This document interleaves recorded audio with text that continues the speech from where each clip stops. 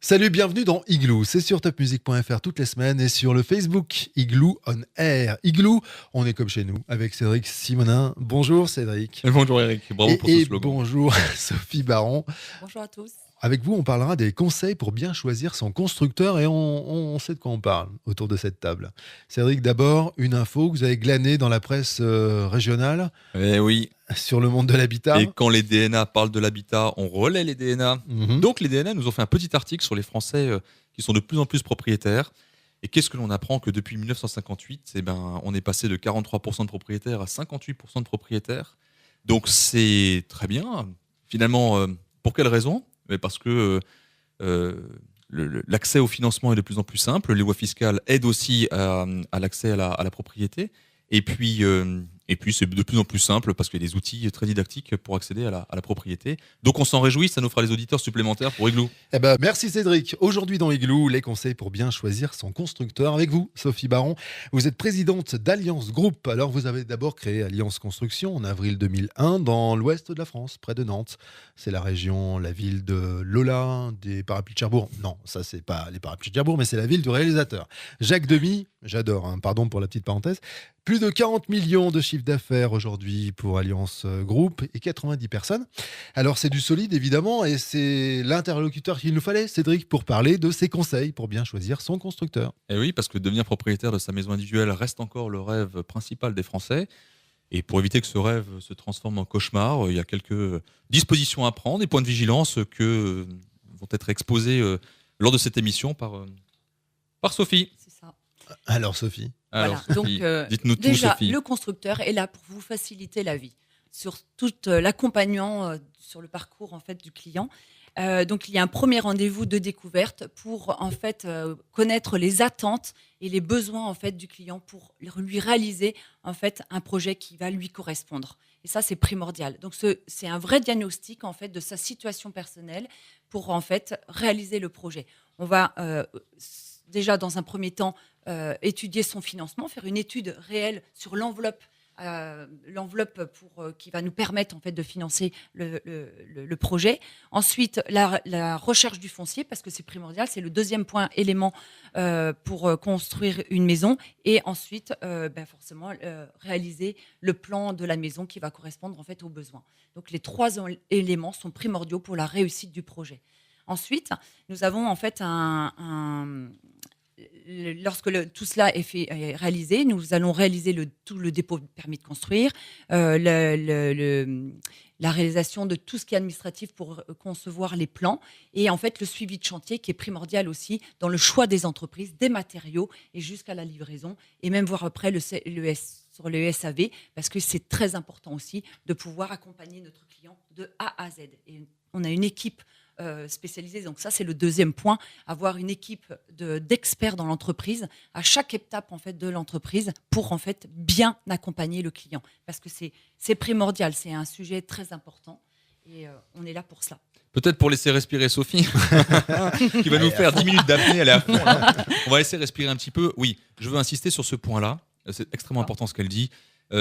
Sur cet accompagnement-là. Parce que souvent, lorsque les gens sont en prospection, c'est-à-dire avant toute signature d'un contrat de construction de maison individuelle, parce que c'est matérialisé, c'est très encadré, hein, l'achat d'une maison individuelle, il y a des lois pour ça, les acquéreurs sont extrêmement bien protégés.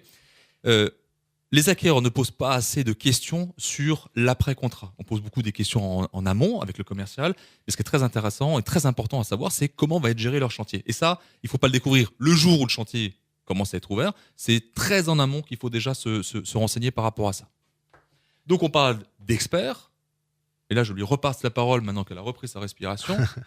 Si on parle d'experts, Donc en fait, oui, on a une équipe parce qu'il y a le contrat de construction qui est important. Hein, tout est écrit en fait pour protéger le client. Il y a un descriptif en fait présentant tous les matériaux qu'il y a dans le projet de construction et on a le conducteur de travaux qui est le chef d'orchestre sur tout le chantier qui doit avoir entre 20 et 25 chantiers à suivre pour qu'en fait il puisse en fait bien accompagner les clients sur tout le process de construction. Et ça, c'est primordial. oui, pourquoi elle parle de nombre de chantiers? On sait que les ratios dans ce métier, ce sont à peu près 20-25 chantiers. Après, on va pas rentrer dans les détails du pourquoi ou du comment, mais ce qui est important, c'est que les gens qui construisent une maison individuelle, la crainte qu'ils ont absolument, c'est est-ce que mon chantier va être bien suivi? On sait qu'un conducteur de travaux qui est entre 20 et 25 chantiers, sauf s'ils sont à 200 km les uns des autres, mais c'est jamais le cas, a une capacité à bien gérer le chantier, à passer régulièrement dessus. S'il a plus de chantiers, c'est plus difficile. Oui, c'est ça. Et en fait, donc justement, moi, je conseille aux auditeurs d'aller voir le chantier, des chantiers en cours pour voir la propreté des chantiers, les matériaux, voilà, comment c'est construit, etc. On peut dire Bien bonjour, sûr, je viens voir le chantier. avec le conseiller, en fait, Oui. pas seul, hein, Oui, bien sûr. pas seul, On ne mais peut avec pas le débarquer conseiller. comme ça, non. sinon on met un casque Non, non. et... Voilà, c'est ça.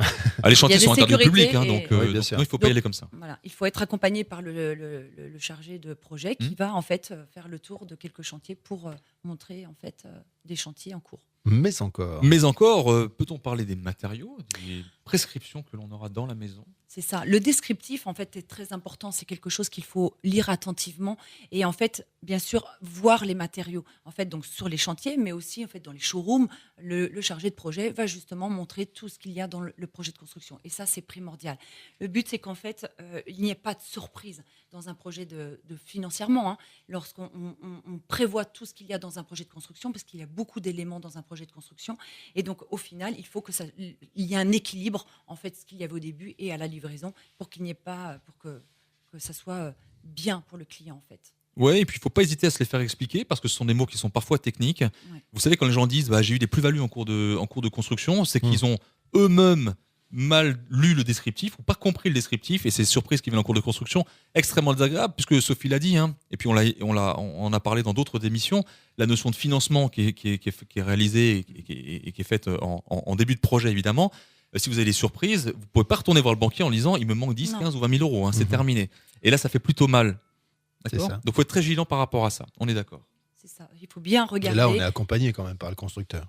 Justement pour éviter ça, ce en genre de fait, le choses. chargé, et puis après, il y a le courtier. En fait, Ouais. voilà, c'est une complémentarité d'experts en fait, qui sont là pour conseiller le client. Et ça, c'est primordial de bien en fait, détailler tout ce qu'il y a dans un projet de construction pour rien oublier. Et ça, c'est bien.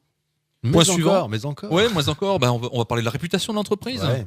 Oui, la réputation, ça, c'est important. Donc, se renseigner, bien sûr, sur l'entreprise, sur l'ancienneté, sur, en fait, la note Banque de France. On peut tout à fait la demander aux Qu'est-ce que c'est la constructeurs. note Banque de France? Eh bien, en fait, en fonction des bilans en fait, de l'entreprise, l'entreprise les envoie à la Banque de France. Elle donne une cotation par rapport à la solidité en fait, financière. Et ça, c'est important. C'est un hit en fait, parade des meilleurs constructeurs. C'est ça.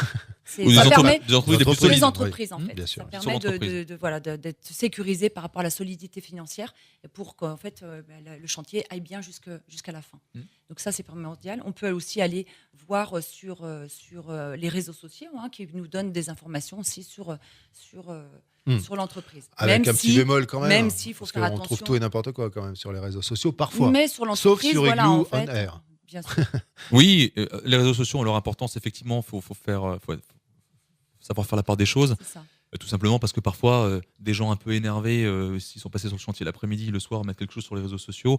Et si le problème a été réglé quelques jours après, généralement, ils n'ont pas la délicatesse d'enlever Ouais, c'est le ça. mauvais commentaire. Mais c'est quand même un bon indicateur en fonction de la volumétrie des avis. Parce qu'on a construit comme 5000 maisons, donc ça peut donner en fait. Ouais. Tout à fait. Alliance Groupe 5000 maisons. C'est ça. Quand même pas mal. Ouais, c'est lourd. Ouais, vous savez de quoi vous parlez. Oui. Et donc, il y a encore un point que vous vouliez aborder? Mais en fait, l'innovation aussi, je Ouais. trouve que c'est important parce qu'en fait, notre métier a beaucoup évolué sur les dernières années. Et en fait, je pense que choisir un constructeur avec qui justement devance en fait les nouvelles réglementations, ça c'est vraiment, ça permet de valoriser en fait son patrimoine et c'est plutôt bien. Ok, eh ben on arrive à la fin de Igloo aujourd'hui. Pour résumer, alors Sophie Baron, les conseils pour bien choisir son constructeur en quelques points. En fait, je dirais en fait la qualité des hommes, parce qu'une une équipe d'experts et de compétences complémentaires, ça c'est primordial pour choisir son constructeur. Donc voilà, la qualité des hommes, la qualité des matériaux. Donc bien faire attention en fait aux matériaux qu'il y a dans le descriptif et des matériaux proposés. Et puis en fait, bien sûr, la qualité de l'entreprise, ça aussi c'est primordial. Ok, merci beaucoup Sophie, merci Cédric. Merci. À très vite dans une prochaine émission Igloo. Et vous nous retrouvez sur Igloo On Air, sur Facebook et sur topmusic.fr. Salut. Merci, salut.